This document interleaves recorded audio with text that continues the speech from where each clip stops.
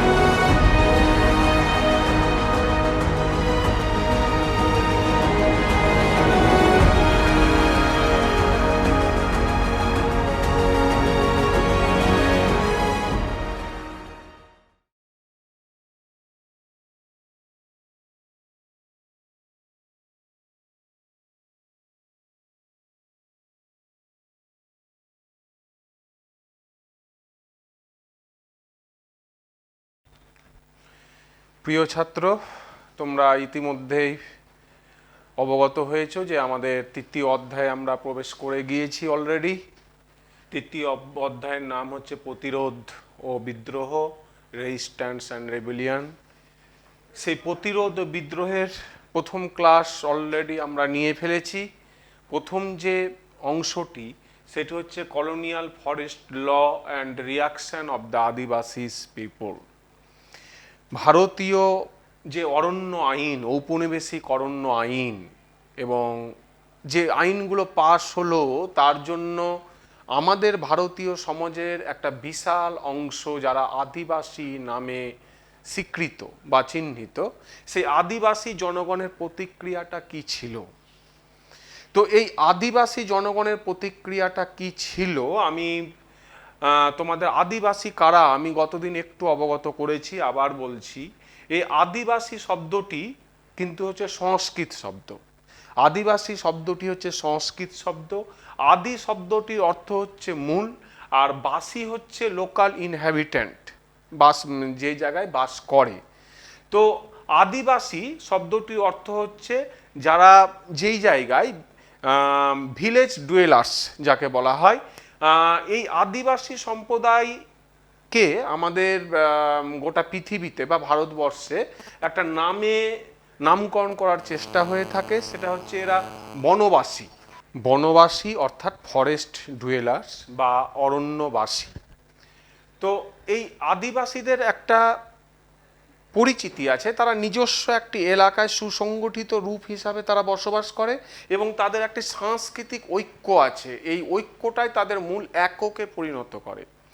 তো আদিবাসী যখন এরা বনে বা পাহাড় সংকুল পরিবেশে বসবাস করে, এই অবস্থায় আমাদের ভারতের কলোনিয়াল মাস্টাররা যখন আসলো, বিশেষত 1757 খ্রিস্টাব্দে পলাশী যুদ্ধের পর, সেই সময় কলোনিয়াল মাস্টার বা এই ঔপনিবেশিক বাদীরা লক্ষ্য করলো যে ভারতবর্ষের প্রায় 20% এলাকা ধরে এই বনবাসী বা আদিবাসীরা বসবাস করে।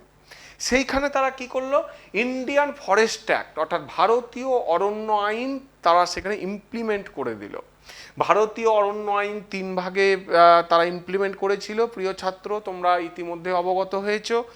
1865, 1878, 1927 খ্রিস্টাব্দে 3টি অরণ্য আইন আমাদের দেশে চালু করেছিল এবং এই যে ইন্ডিয়ান ফরেস্ট অ্যাক্টটি তোমরা দেখছো, এই 3টি অরণ্য আইনের দ্বারা ভারতীয় বন্য বা অরণ্য পরিবেশকে তারা 3 ভাগে ভাগ করেছিল। এক ভাগ হচ্ছে তোমার রিজার্ভ ফরেস্ট, দ্বিতীয় ভাগ প্রোটেক্টেড ফরেস্ট, 3 নম্বর হচ্ছে আনক্লাসিফাইড বা ভিলেজ ফরেস্ট। তো তোমরা এটা গতদিন অবগত হয়েছো। তো এই যে অরণ্য আইনগুলো যখন করলো, স্বভাবতই কি হয়েছিল, যারা অরণ্যে বসবাসকারী আদিবাসী, তাদের মনে কিন্তু একটা তীব্র ক্ষোভের সৃষ্টি হয়েছিল। প্রিয় ছাত্র, এটা তোমরা জানো।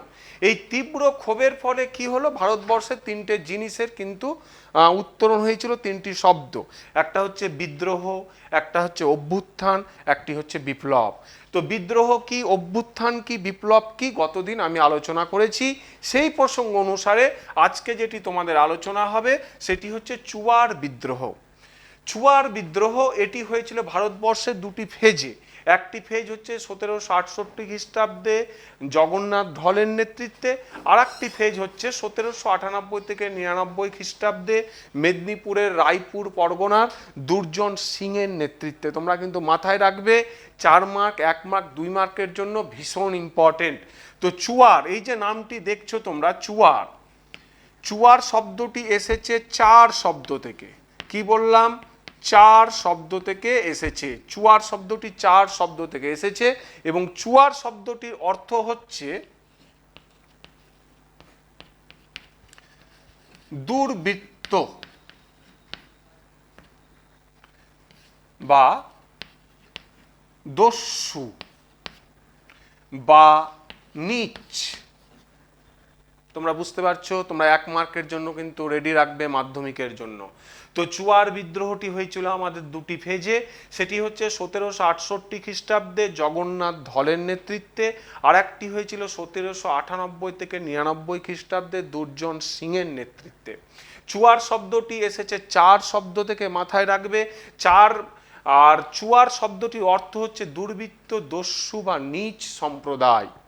স্বভাবতই আমরা চুয়ার বিদ্রোহ প্রসঙ্গে এবার চলে আসি। চুয়াররা কোথাকার অধিবাসী ছিল? চুয়াররা অধিবাসী ছিল হচ্ছে মেদিনীপুর, বাঁকুড়া, এই সমস্ত সংলগ্ন এলাকার একটা কৃষক, জঙ্গলমহলের একটা কৃষক সম্প্রদায় ছিল চুয়াররা। এটা তোমরা মাথায় রাখবে। তো চুয়ার বিদ্রোহটা হলো কেন স্যার? এই চুয়ার উপজাতি কৃষকরা বা চুয়ার কৃষকরা তারা কি করতো বলতো? মেদিনীপুর সংলগ্ন এলাকায় যে জমিদাররা ছিল, সেই জমিদারের কাছারিতে তারা লাঠিয়াল বাহিনী হিসাবে কাজ করত, লেঠেল বাহিনী হিসাবে কাজ করত।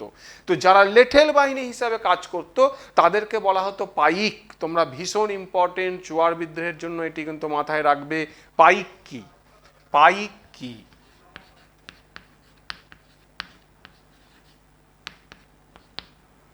পাইক, পাইক থেকে আরেকটি শব্দ আমি তোমাদের লিখছি, সেটি হচ্ছে পাইকান।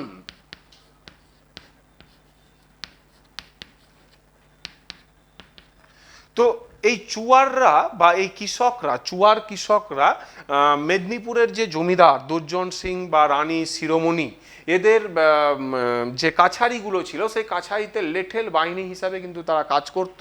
এছাড়া তারা জঙ্গলমহলে ফল আনতে যেত, তাদের কৃষিকাজ ছিল মেন উপজীবিকা, পশুপালন, এই ব্যাপারগুলি চুয়ারদের ছিল। তো চুয়াররা যারা লেঠেল বাহিনী হিসাবে কাজ করত তাদেরকে বলা হতো পাইক। এই পাইকরা বিনিময়ে জমিদারদের কাছে কি পেত বলতো? রানী শিরোমণি। ধরো রানী শিরোমণিকে বলা হয় মেদিনীপুরের লক্ষ্মীবাই। ভীষণ ইম্পর্টেন্ট, এটা মাথায় রাখবে 1 মার্কের জন্য। মেদিনীপুরের লক্ষ্মীবাই কাকে বলা হয়? রানী শিরোমণিকে। এই রানী শিরোমণির আন্ডারে এই চুয়াররা পাইক বা লেঠেল বাহিনী হিসাবে কাজ করত। বিনিময়ে স্যার এরা কি পেত? এরা বিনিময়ে কিছু নিষ্কর জমি পেত, কিছু নিষ্কর জমি ভোগ করতে পেত। সেই নিষ্কর জমিটির নামই হচ্ছে পাইকান।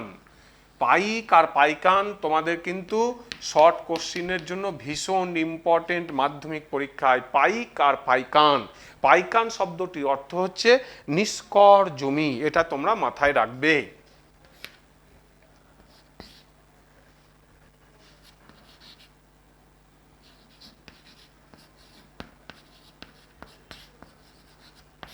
নিষ্কর জমি। এবারে আমরা চলে আসি যে চুয়ার বিদ্রোহের কারণগুলি কি। যদি 4 মার্কে তোমাদের সেটা চলে আসে সেক্ষেত্রে তো আমাদের কিছু লিখতে হবে। তো চুয়ার বিদ্রোহের কারণগুলো তোমরা দেখতে পাচ্ছ যে উচ্চ হারে রাজস্ব আদায়। 1 নম্বরটি আমি লিখেছি উচ্চ হারে রাজস্ব আদায়। 1765 খ্রিস্টাব্দে ইস্ট ইন্ডিয়া কোম্পানি দেওয়ানি লাভ করে ভারতবর্ষ তথা বাংলা, বিহার, উড়িষ্যা থেকে। 1793 খ্রিস্টাব্দে লর্ড কর্নওয়ালিস ভারতবর্ষে চিরস্থায়ী বন্দোবস্ত ইমপ্লিমেন্ট করে।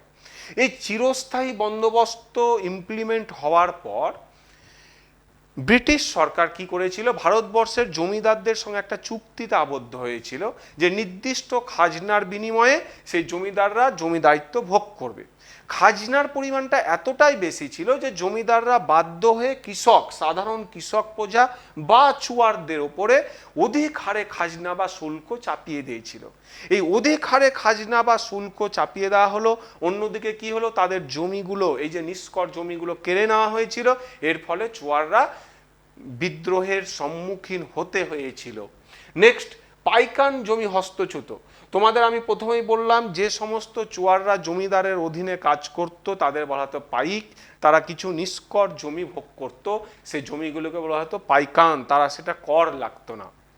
ব্রিটিশরা আসার পর কি হলো, এই যে পাইকান জমি, এই পাইকান জমিতে তারা কর বসিয়ে দিয়েছিল।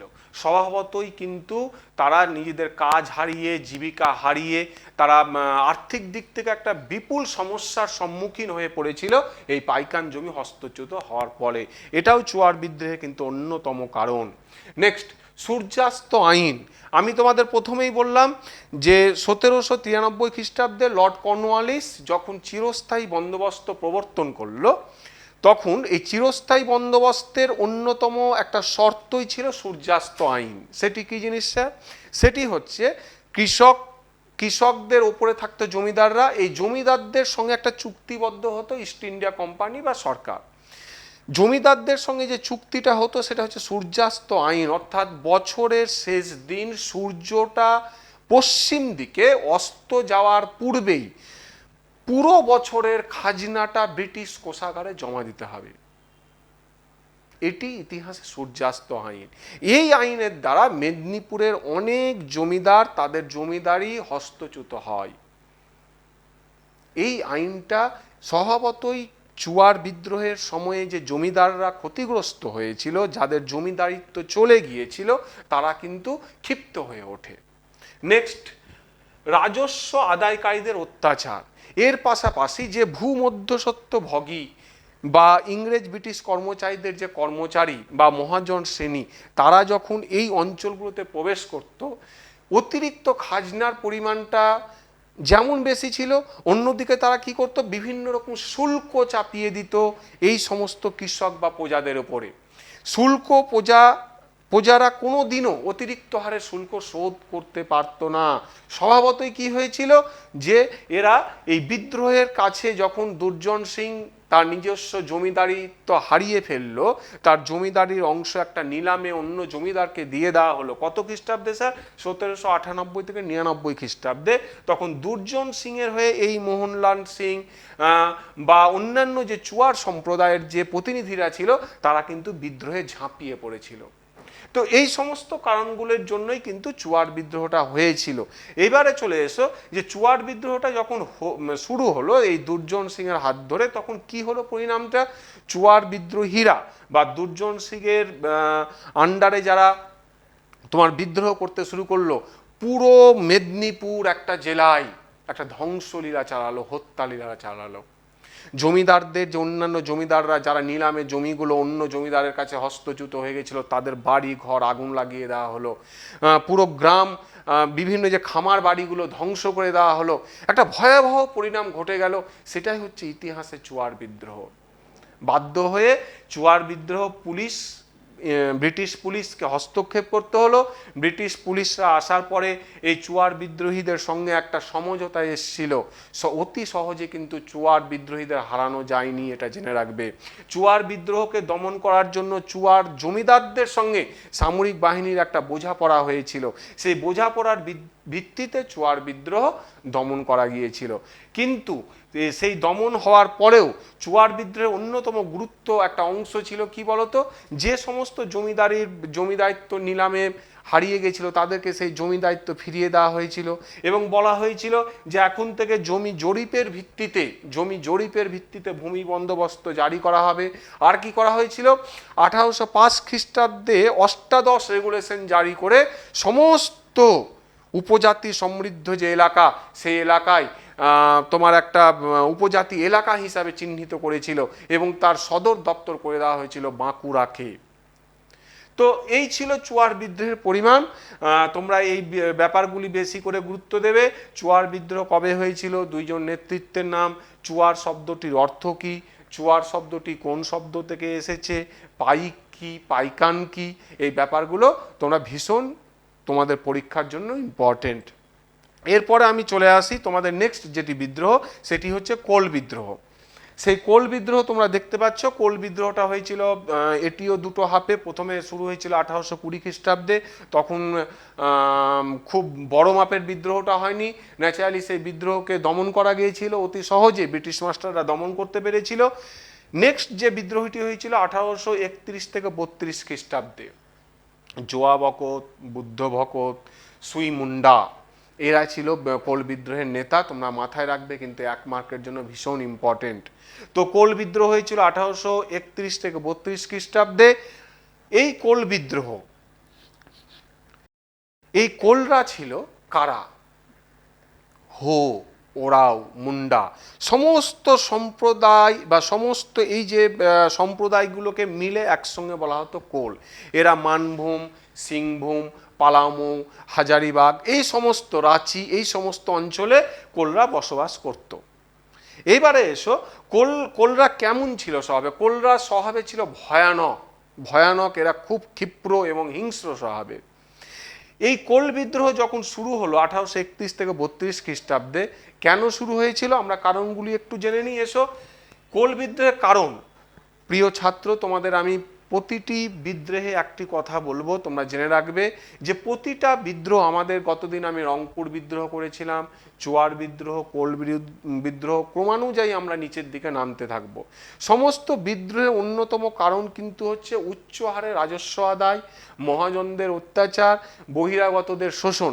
এই 3টে পয়েন্ট তোমাদের যদি কোনো রকম কোনো পয়েন্ট মাথায় পরীক্ষার হলে না আসে এবং সেই কোশ্চিন সম্পর্কে তোমরা যদি অল্প কিছু জেনে থাকো কিন্তু 4 মার্কে চলে এসেছে, সেই কোশ্চিনগুলোর ক্ষেত্রে, কারণের ক্ষেত্রে তোমরা আমার এই 3টি বিষয় মাথায় রাখবে।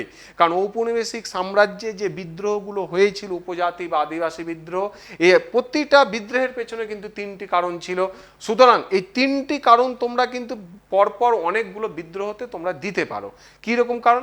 একটি কারণ দেখো, উচ্চ হারে রাজস্ব আদায়, যেটি আমি চুয়ার বিদ্রোহে আলোচনা করলাম, তোমাদের ক্ষেত্রেও সেটি কোল বিদ্রোহে একই রকম উচ্চ হারে রাজস্ব আদায়, তোমরা এটি লিখতেই পারো।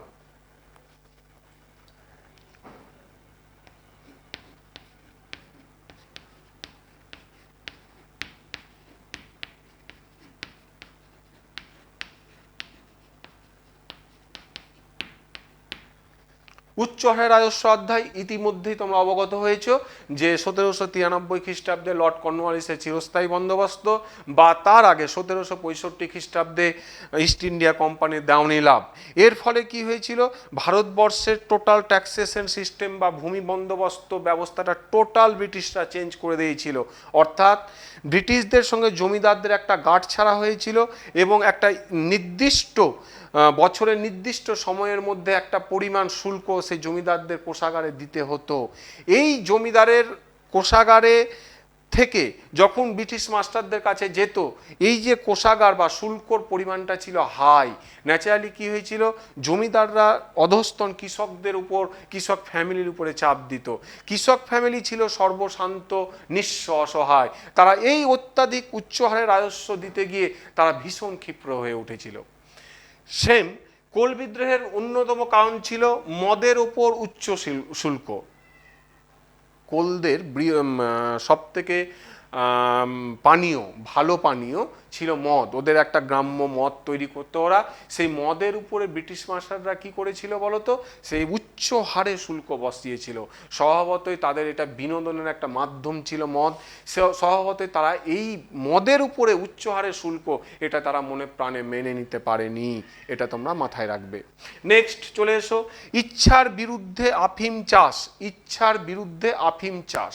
আফিমটা কি জিনিস প্রিয় ছাত্র? এই আফিম আমরা যে বাড়িতে পোস্ত খাই না, সেই আফিম গাছ, এটা একটা নেশা। এটা গভর্নমেন্ট রুল অনুযায়ী এটা চাষ করাই শুধু যায়, কিন্তু অগোচরভাবে এটা কিন্তু চাষ করা যায় না। তো এটা খুব লাভজনক ব্যবস্থা। এই জন্য কি করেছিল ব্রিটিশ মাস্টাররা? কোলদের যে এলাকা, সেই কোলদের এলাকায় জোর করে বাধ্য করেছিল আফিম চাষ করাতে। এটা ছিল তাদের সমাজ বিরোধী বা স্বার্থ বিরোধী বা তাদের নিজস্ব প্রথার বিরোধী, এটা তারা কিন্তু কখনো কোনো দিন মেনে নিতে পারেনি। এই জোর করে আফিম চাষ করানো হতো কোলদের, এটার জন্য কোলেরা কিন্তু খুব খারাপভাবে এই চাষটাকে নিয়েছিল। নেক্সট চলে এসো প্রাচীন সমাজ ব্যবস্থায় আঘাত বা নতুন আইন ব্যবস্থা। কোলদের একটা চিরাচরিত প্রথা ছিল, সেই চিরাচরিত প্রথায় যে একটা সামাজিক ব্যবস্থা প্রতিটা আদিবাসী সমাজে, তোমাদের আমি আলোচনা করার সময় বলেছিলাম যে আদিবাসীরা হচ্ছে একটা সুসংগঠিত এলাকায় বসবাস করে এবং তাদের একটা সাংস্কৃতিক ঐক্য, তাদের এককের একটা মানচিহ্ন। তো কোলদের প্রাচীন সমাজ ব্যবস্থায় এইভাবে কুঠারাঘাত কিসের দ্বারা?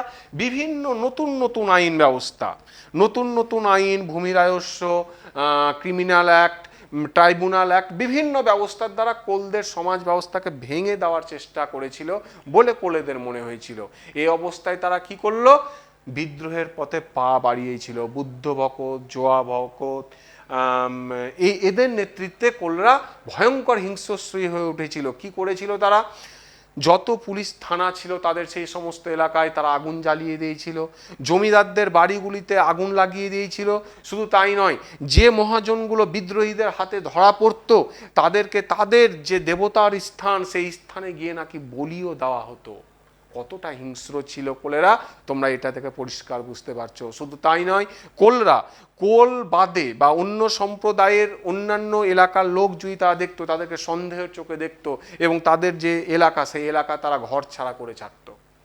তো কোল বিদ্রোহ ভয়ঙ্কর একটা রূপ ধারণ করেছিল। এই অবস্থায় ব্রিটিশরা কি করলো? সেই সময় তোমার কলকাতা, পাটনা থেকে বিশাল সেনাবাহিনীকে কল করা হয়েছিল। বিশাল সেনাবাহিনী এসে কোল বিদ্রোহীদের শক্ত হাতে দমনটা করেছিল। ন্যাচারালি কি হয়েছিল? কোলরা যুদ্ধ করত তীর, ধনুক, বর্ষা এগুলো দিয়ে। অন্যদিকে কামান, বন্দুকের লড়াই, এই অসম লড়াই কোনোদিনও জয়যুক্ত হতে পারে না, স্বভাবতই তাই হয়েছিল। কোলরা এই বিদ্রোহে কিন্তু হেরে গিয়েছিল। 1833 খ্রিস্টাব্দে 1833 খ্রিস্টাব্দে কোল বিদ্রোহ পুরোপুরি দমন করা গিয়েছিল। এটা মাথায় রাখবে এক মার্কের কোশ্চিনে। কোল বিদ্রোহ পুরোপুরি দমন হয়েছিল 1833 খ্রিস্টাব্দে। তো কোল বিদ্রোহ দমন হলো ঠিক আছে, কিন্তু কোল বিদ্রোহের গুরুত্ব কি হলো ইতিহাসে? কোল বিদ্রোহের গুরুত্ব কিন্তু তোমাদের 2 মার্কের জন্য আমরা আশা করতেই পারি ভীষণ ইম্পর্টেন্ট। সেটি কি জিনিস তোমরা দেখো।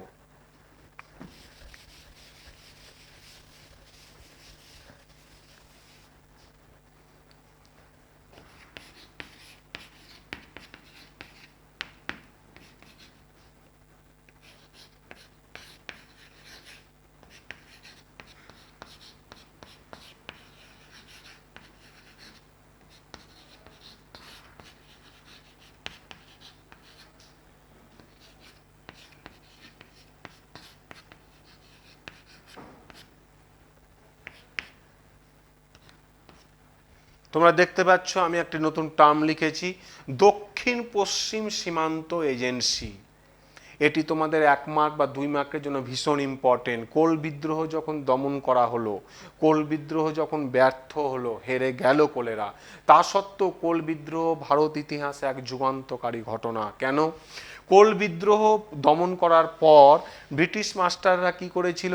ছোটনাগপুর অধ্যুষিত সন্নিহিত এলাকাকে একটা সীমান্ত রাজ্য হিসাবে স্বীকৃতি দিয়েছিল। একটা নতুন প্রশাসনের আন্ডারে একটা ইউনিট, একক হিসাবে তারা গঠন করেছিল। ছোটনাগপুর সন্নিহিত অঞ্চলকে মাথায় রাখবে। এবং যে একক হিসাবে গঠন করেছিল সেই এককটির নাম হচ্ছে দক্ষিণ পশ্চিম সীমান্ত এজেন্সি। এই দক্ষিণ পশ্চিম সীমান্ত এজেন্সি ছোটনাগপুর সন্নিহিত অঞ্চলকে একটা প্রশাসনের আন্ডারে নিয়ে আসা হলো এবং ব্রিটিশরা বলল যে এই দক্ষিণ পশ্চিম সীমান্ত এজেন্সির মধ্যে কোনো রকম ব্রিটিশ নিয়ম কানুন আর প্রলুব্ধ হবে না। শুধু তাই না, কোলদের যে জমিদারদের ছিল সেই জমিদারদের কাছ থেকে সেই জমিগুলো গ্রাম প্রধানদের হাতে দিয়ে দেওয়া হলো। গ্রাম প্রধানদের হাতে জমিগুলো গেল। আর কি বলে দেওয়া হলো? যে এখন থেকে কোল এলাকায় যখন রাজস্ব ব্যবস্থা ব্রিটিশ মাস্টাররা নিরূপণ করবে তখন কি হবে? জমি জরিপ অর্থাৎ ভূমি জরিপ করে তারপরে রাজস্ব ব্যবস্থাটা ঠিক করা হবে। তাহলে কোল বিদ্রোহ ভারত ইতিহাসে এই জন্য গুরুত্বপূর্ণ যে ছোটনাগপুর সন্নিহিত অঞ্চলকে একটা একক প্রশাসনিক ইউনিটের আন্ডারে নিয়ে আসা হলো, সেটির নাম হচ্ছে দক্ষিণ পশ্চিম সীমান্ত এজেন্সি। এইখানে এখন থেকে ব্রিটিশদের কোনো রকম নিয়ম কানুন কার্যকর করা হবে না বলে ব্রিটিশ সরকার ডিসিশন নিল। আর কি বলল, যে কোলেদের যে জমিগুলো জমিদারদের হাতে ছিল সেগুলো তাদের গ্রাম প্রধানদের হাতে দিয়ে দেওয়া হলো। আর এখন থেকে ভূমি রাজস্বের দ্বারাই জমি বন্দোবস্তের কথা বলে দেওয়া হলো। এই হলো তোমাদের কোল বিদ্রোহ, চোয়ার বিদ্রোহ। এরপরে আমরা আলোচনা করব সাঁওতাল বিদ্রোহ। তোমাদের সামনেবার যে মাধ্যমিকটি হবে, আমরা আশা করছি এই প্যান্ডেমিক সিচুয়েশন কেটে যাবে এবং তোমাদের পরীক্ষাটা হবে। সেই পরীক্ষাটা যদি হয়, সেই পরীক্ষায় তোমাদের 8 মার্কের গোটা ইতিহাস পরীক্ষায় একটি কোশ্চেন লিখতে হয়, তোমরা ইতিমধ্যে অবগত হয়েছ। সেই একটি যে কোশ্চেন আমরা এই অধ্যায় থেকে আশা করতেই পারি, সেটি হচ্ছে সাঁওতাল বিদ্রোহের কারণ, ভারত ইতিহাসে সাঁওতাল বিদ্রোহের কারণ ও গুরুত্ব কি ছিল। কিংবা আমরা নেক্সট আলোচনা যেটা করব এর পরের দিন, নীল বিদ্রোহের কারণ, গুরুত্ব এবং প্রকৃতি। দুটো বিদ্রোহের মধ্যে একটি পরীক্ষায় 8 মার্কের জন্য কিন্তু তোমাদের ভীষণ ইম্পর্টেন্ট। আমরা আলোচনা এবার চলে আসি সাঁওতাল বিদ্রোহ। এই যে সাঁওতাল, তোমাদের আমি প্রথম দিনই বলেছিলাম আদিবাসী, আমরা আদিবাসী মানে বাঙালিরা বেশিরভাগ ধরে নিই সাঁওতাল, কিন্তু নয়। আমি প্রথম ক্লাসে আলোচনা করেছিলাম যে আমাদের আদিবাসীদের লিস্ট কিন্তু ভারতবর্ষে 35 থেকে 36টা জাতি আছে, তার মধ্যে এই সাঁওতালরা কিন্তু আমাদের 18 নম্বরে। বুঝতে পারছো?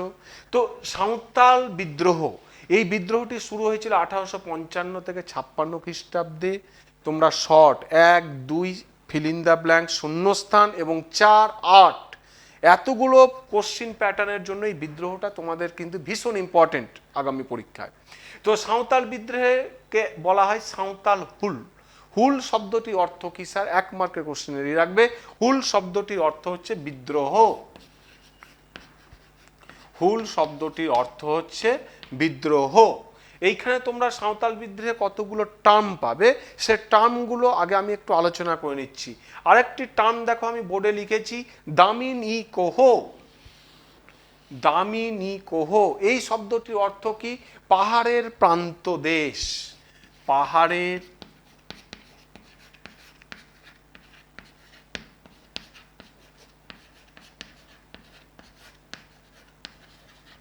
পাহাড়ের প্রান্ত দেশ। এই জিনিসটি কি তোমাদের 2 মার্কে আমি কিন্তু আলোচনা করব। নেক্সট চলে এসো, সাঁওতাল বিদ্রোহের সঙ্গে আরেকটি গুরুত্বপূর্ণ শব্দ পাবে, সেটি হচ্ছে দিকু। তোমাদের সব কিন্তু এগুলো 1 আর 2 মার্কের জন্য করছি। দিকু, দিকু শব্দটির অর্থ কি জানো? বহিরাগত। বহিরাগত। এই শব্দগুলো আমরা আগে সাঁওতাল বিদ্রোহের সঙ্গে যুক্ত হয়ে যাই, তাহলে হলো হুল, দিকু, দামিনী কোহ, তোমরা অতি সহজেই পরিচিত হয়ে গেলে। এইবারে চলে এসো সাঁওতাল বিদ্রোহ। সাঁওতালরা কোন এলাকায় বাংলার বাস করত? অবশ্যই এরা বাঁকুড়া, পুরুলিয়া, মানভূম, সিংভূম, ছোটনাগপুর সন্নিহিত অঞ্চলে সাঁওতালরা বাস করত। এবারে প্রশ্ন হলো, সেইখানে যখন ব্রিটিশ মাস্টাররা অতিরিক্ত ভূমি রাজস্ব এবং ব্রিটিশদের বিভিন্ন আইন কানুন সেখানে ইমপ্লিমেন্ট করলো, তখন সাঁওতালরা দলে দলে পালিয়ে অত্যাচারে, জমিদার মহাজনদের অত্যাচার থেকে বাঁচার জন্য একদিকে সরকারের নতুন ভূমি রাজস্ব নীতি, অন্যদিকে জমিদারদের উচ্চ হারে রাজস্ব, অন্যদিকে মহাজনদের নির্মম অত্যাচার, এই 3টে জিনিস থেকে বাঁচার জন্য সাঁওতাল সম্প্রদায় বা সাঁওতালরা কি করলো বলতো? আমাদের এই মুর্শিদাবাদ সংলগ্ন এলাকা, রাজমহল পাহাড়, এই যে পাকুড় দেখছো, এই অঞ্চলে তারা চলে এসেছিল। বেশ, তো স্যার সাঁওতাল বিদ্রোহ হয়েছিল 1855-56 খ্রিস্টাব্দে আপনি বলছেন, এর আগে কি সাঁওতাল বিদ্রোহ হয়েছিল? হ্যাঁ, অষ্টাদশ শতাব্দীর দ্বিতীয়ার্ধে, এটা তো ঊনবিংশ শতাব্দীর দ্বিতীয়ার্ধ তোমরা দেখছো, অষ্টাদশ শতাব্দীর দ্বিতীয়ার্ধ থেকেই কিন্তু সাঁওতালরা বিক্ষিপ্ত জায়গায় বিভিন্ন বিদ্রোহ করেছিল। সেই সময় বিদ্রোহগুলো জয়যুক্ত হতে পারেনি। 1775-76 খ্রিস্টাব্দে একটা সাঁওতাল বিদ্রোহ হয়েছিল তিলকা মুর্মুর নেতৃত্বে। তিলকা মুর্মু, এটা তোমাদের বইয়ে হয়তো পাবে না। এই তিলকা মুর্মুর নেতৃত্বে বিদ্রোহ হয়েছিল, এই ভদ্রলোকের ফাঁসি হয়ে গেছিল। তো তো যাই হোক, বিদ্রোহটি স্বতঃস্ফূর্তভাবে বড় আকারের রূপটা নাই এই আমাদের বাংলার যে রাজমহল, সেই বিহার বাংলা সংলগ্ন এই যে এখন যে ঝাড়খণ্ড, সেই যে রাজমহল পাহাড় সংলগ্ন এলাকায় বড় আকারের বিদ্রোহটা রূপ নেয়। কাদের নেতৃত্বে? সিধু, কানু, চাঁদ, ভৈরব, এই নামগুলো মাথায় রাখবে। এরাই সাঁওতাল বিদ্রোহের মেন যে তোমার ইনিশিয়েটার যাকে বলো, তারা ছিল মেন অগ্রভাগে। তো সাঁওতাল বিদ্রোহটা এবারে আমরা চলে আসি কেন হয়েছিল। কারণ তোমাদের এবার 8 মার্কের কোশ্চেনে ভীষণ ইম্পর্টেন্ট, সাঁওতাল বিদ্রোহটি কি, সাঁওতাল বিদ্রোহের কারণ ও গুরুত্বটি লিখো। তো সাঁওতাল বিদ্রোহের কারণের মধ্যে 1 নম্বরে তোমরা যেটা দেখতে পাচ্ছ আমি লিখেছি, সেটা হচ্ছে সাঁওতালদের জমি হরণ। সহজ সরল এই সাঁওতাল সম্প্রদায়, তারা কি করত? তারা যখন রাজমহল পাহাড়ে চলে আসলো, আসার পর সেই অঞ্চলে ছিল অনুর্বর কাঁকুড়ে ভর্তি, সেই এলাকাকে তারা কঠোর পরিশ্রমের দ্বারা কি করলো বলতো? অনুর্বর জমিকে উর্বর করলো, করে তারা সেখানে চাষ আবাদযোগ্য জমি করে তুললো। সেই এলাকাটির নামই দিল হচ্ছে দামিনী কোহ। এইবার আমরা চলে আসি দামিনী কোহটি কি জিনিস। দেখো, দামিনী কোহ শব্দটি অর্থ হচ্ছে পাহাড়ের প্রান্তদেশ। এটি 1366 বর্গ মাইল একটা এলাকা হিসাবে চিহ্নিত ছিল। এইখানে তার মধ্যে 500 বা 550 বর্গ মাইল ছিল আবাদি জমি। বোঝার চেষ্টা করছো? দামিনী কোহ শব্দটি অর্থ হচ্ছে পাহাড়ের প্রান্তদেশ। 1366 বর্গ মাইল, যেটা লর্ড উইলিয়াম বেন্টিং এই দামিনী কোহর এলাকাকে চিহ্নিত করে দিয়েছিল। কত সালে স্যার? 1832 থেকে 33 খ্রিস্টাব্দে। 1832 থেকে 33 খ্রিস্টাব্দে এই দামিনী কোহর এলাকাকে চিহ্নিত করে দিয়েছিলেন লর্ড উইলিয়াম বেন্টিং। এই এলাকায় তারা বসবাস করবে। কিন্তু হলোটা কি? এই পাহাড়ের প্রান্তদেশে তারা যখন বসবাস শুরু করলো, সেইখানে প্রায় 14,000 গ্রাম গড়ে উঠেছিল, 14,000 গ্রাম, এবং সেখানে প্রায় 83,000 সাঁওতাল কিন্তু বসবাস করতে শুরু করেছিল। এই এলাকায় তারা অতি পরিশ্রম করে সেই জমিকে উর্বর করে একটা বসবাসযোগ্য স্থান করেছিল। সেই এলাকায় এই ব্রিটিশ মাস্টারদের চোখ পড়ে গিয়ে কি করলো বলতো? উচ্চ হারে তারা রাজস্ব দিল। রাজস্ব চাপিয়ে দেওয়ার ফলে সাঁওতালদের জমিগুলো এক এক করে, অপারক সাঁওতালদের জমিগুলোকে তারা নিয়ে নিল, জোর করে নিয়ে নিল। তারপরে এবার নেক্সট আমরা পয়েন্টে চলে আসি, অত্যাধিক হারে রাজস্ব। এই যে নতুন ভূমি রাজস্ব ব্যবস্থাটা ভারতবর্ষ হয়েছিল, তার ফলে জমিদাররা অত্যাধিক হারে শুল্ক তাদের উপরে চাপিয়ে দিয়েছিল। জানা যায় একটা তথ্য থেকে যে 18 বছরের মধ্যে খাজনা প্রায় 10 গুণ বৃদ্ধি পেয়ে গেছিল। বিষয়টি কতটা গুরুতর ব্যাপার ভাবো। তো এইরকম করে অত্যাধিক হারে রাজস্ব আদায় যখন তারা করতে শুরু করলো, স্বভাবতই সাঁওতালরা তারা কি হলো? ক্ষিপ্র হয়ে উঠলো। নেক্সট চলে এসো মহাজনদের শোষণ। তোমরা যে আমাদের বিদ্রোহে দেখতে পাচ্ছ, সাঁওতাল বিদ্রোহের অন্যতম কারণ সাঁওতালদের জমি হরণ, অত্যাধিক হারে রাজস্ব, মহাজনদের শোষণ। সাঁওতাল বিদ্রোহের অন্যতম কারণ ছিল, আমি প্রথমে বলেছিলাম, ব্রিটিশ সরকারের উচ্চ হারে শুল্ক, জমিদারদের এবং মহাজনদের অত্যাচার ছিল সাঁওতাল বিদ্রোহের মেন কারণ। এই মহাজনদের শোষণ কতটা ছিল তোমরা জানো, যে চিরস্থায়ী বন্দোবস্ত বা ভূমি বন্দোবস্তের দ্বারা নগদ ট্যাক্স বা নগদে খাজনা দিতে হতো।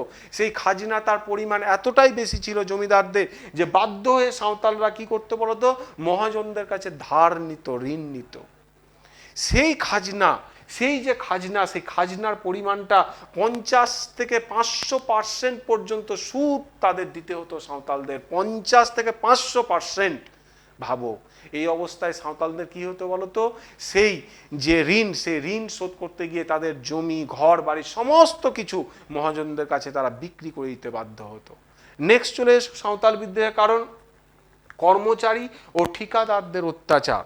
প্রিয় ছাত্র, তোমরা ইতিমধ্যে লক্ষ্য করবে যে 1853 খ্রিস্টাব্দে লর্ড ডালহৌসি ভারতবর্ষে কি করেছিল? রেলওয়ে ব্যবস্থার একটা সিস্টেমকে ইন্ট্রোডিউস করেছিল। ভারতবর্ষে প্রথম রেলওয়ে ব্যবস্থার প্রবর্তন করেছিলেন লর্ড ডালহৌসি। তাই তো। তো যখন লর্ড ডালহৌসি রেলওয়ে ব্যবস্থাটা সূচনা করেছিলেন, তখন আমাদের ভারতবর্ষের মধ্যে এই পশ্চিমবঙ্গের ভাগলপুর রাজমহল পাহাড়ের এলাকা দিয়েও রেলওয়ে ট্র্যাক বসছিল। এই রেলওয়ে ট্র্যাকগুলো যখন তৈরি হচ্ছিল তখন প্রচুর পরিমাণে কি হয়েছিল বলতো, বাইরের ঠিকাদার ফাটকা ব্যবসায়ীরা এসেছিল, এবং আসার পর কি হয়েছিল বলতো, এই যে ঠিকাদাররা তারা খুব সস্তায় সাঁওতালদের 12 ঘন্টা 14 ঘন্টা পার ডে কাজ করাতো এবং অল্প পরিমাণ টাকা দিত। শুধু তাই না, এই কর্মচারী এবং ঠিকাদারদের অত্যাচারটা এমন একটা জায়গায় পৌঁছেছিল যে জানা যায় যে সাঁওতাল রমণীদেরও তারা সম্মানে হাত দিতেও কুণ্ঠা বোধ করতো না এই কোম্পানি কর্মচারী এবং ঠিকাদাররা। স্বভাবতই সাঁওতালরা এই বিদ্রোহে তাদের পা বাড়িয়েছিল। নেক্সট চলে এসো, নেক্সট হচ্ছে বহিরাগত ব্যবসায়ীদের শোষণ। বহিরাগত ব্যবসায়ীদের শোষণ, এই যে যখন সাঁওতাল যে এলাকাগুলো, সন্নিহিত এলাকাগুলো, এই সাঁওতাল এই সন্নিহিত এলাকাগুলোতে কি করতে বলতো, বাইরের ব্যবসায়ীরা অতি সহজেই প্রবেশ করত, যাকে সাঁওতালরা দিকু বলতো। তোমরা দেখতে পাচ্ছ প্রথমে আমি 3টি শব্দ রেখেছি, হুল, দামিনী, কোহ, দিকু। এই সাঁওতালরা বহিরাগতদের দিকু বলতো। এই বহিরাগতরা কি করতে বলতো, ছলে বলে ওই সাঁওতাল এলাকাগুলোতে তারা দোকান পাশার তৈরি করত এবং সাঁওতালদেরকে সেখানে তাদের জমি সংক্রান্ত হোক বা তাদের নিত্য প্রয়োজনীয় দ্রব্য হোক তারা বেচা কেনা করত। এই জায়গায় দুটো টার্ম তোমাদের পরীক্ষার জন্য ভীষণ ইম্পর্টেন্ট। সেই দুটি টার্ম হচ্ছে বন্ড প্রথা। সাঁওতালদের এলাকায় এই ব্যবসায়িক ঠিকাদাররা বন্ড প্রথা সিস্টেম করেছিল। বন্ড প্রথাটা কি, দুটি বন্ড প্রথা, একটা হচ্ছে কামিয়াতি আর একটি হচ্ছে হার ওয়াহি।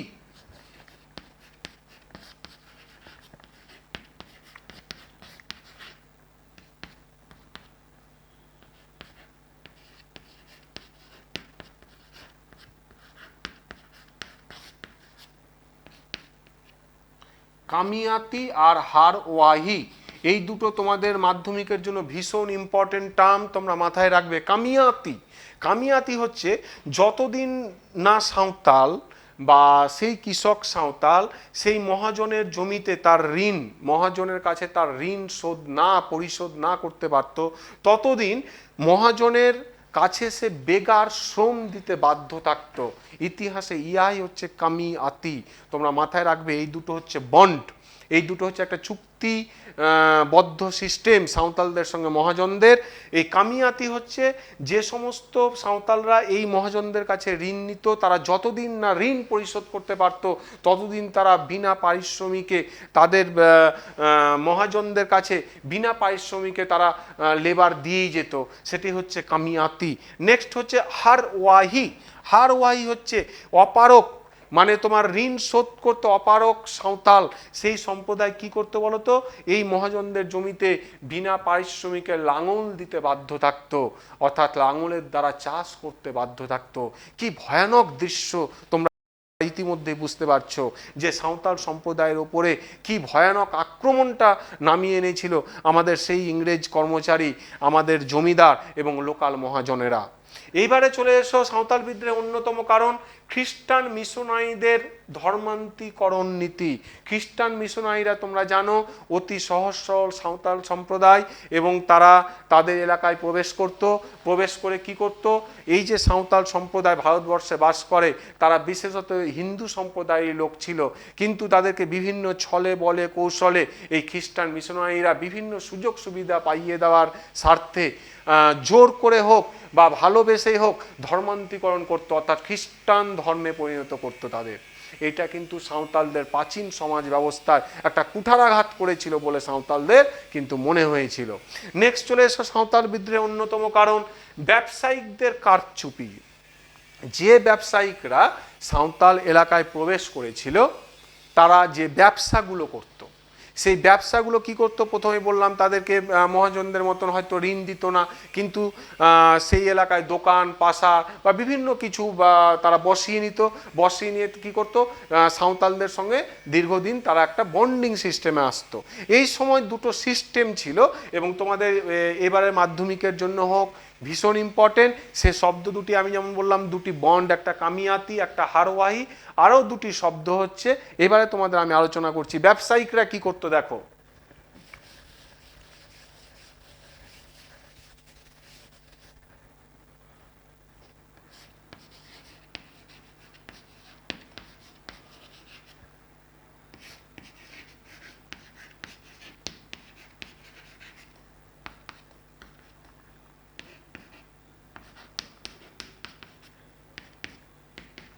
তোমরা দেখতে পাচ্ছ দুটি শব্দ, একটি হচ্ছে কেনারাম আর একটি হচ্ছে বেচারাম।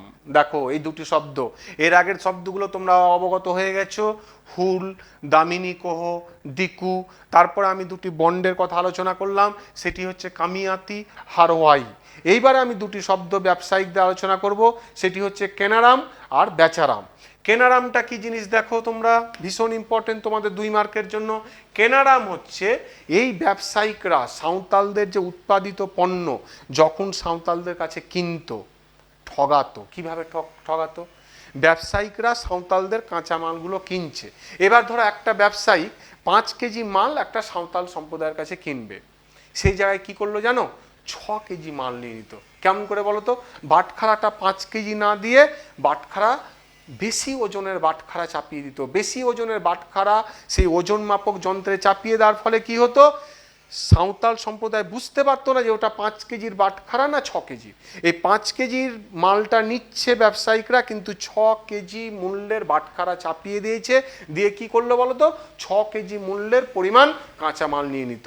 এই যে মালটা সাঁওতালদের কাছে বেশি ওজনের বাটখারা দিয়ে মালটা কিনলো, এই কেনা শব্দ থেকে এসছে কেনারাম। তোমরা মাথায় রাখবে, পরীক্ষার হলে কিন্তু গুলিয়ে ফেলে বাচ্চারা, আমরা দেখেছি।